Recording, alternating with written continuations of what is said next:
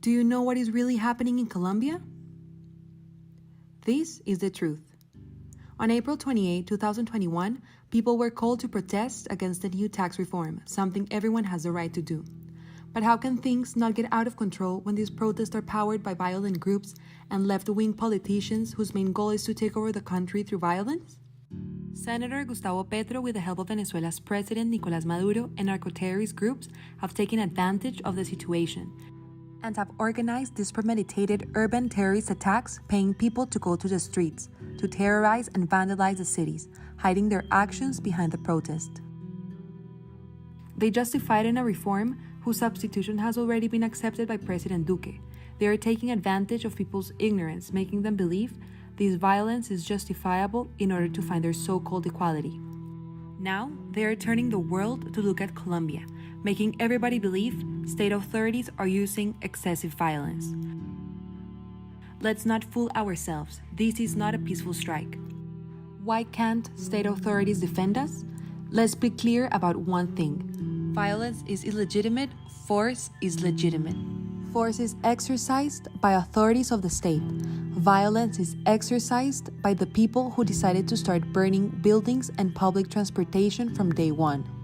Don't come and tell me police have exercised excessive power. You have tried to put on fire policemen. You have attacked us first, and now we need state authorities to take control. To those destroying our country, spreading messages of hate against our public authorities, fomenting more violence behind your screen. To those ignorant. The discourse of these politicians who are encouraging you or influencing you without you even knowing is go and fight for your rights, don't let them beat you.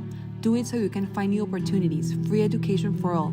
Do it to find peace. But do you really believe this can be achieved by destroying your city? By going out into the street and destroying the places of commerce that generate the economy of your country? By destroying schools, destroying public transportation?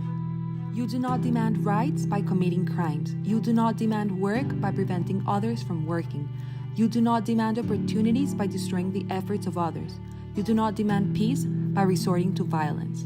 Or do you believe things turned out good for Venezuela once the same actions by the same left-wing politicians were put into place? Where are they now?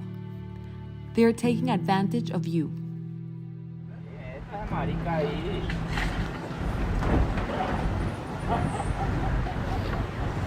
Increíble. El sueño mínimo.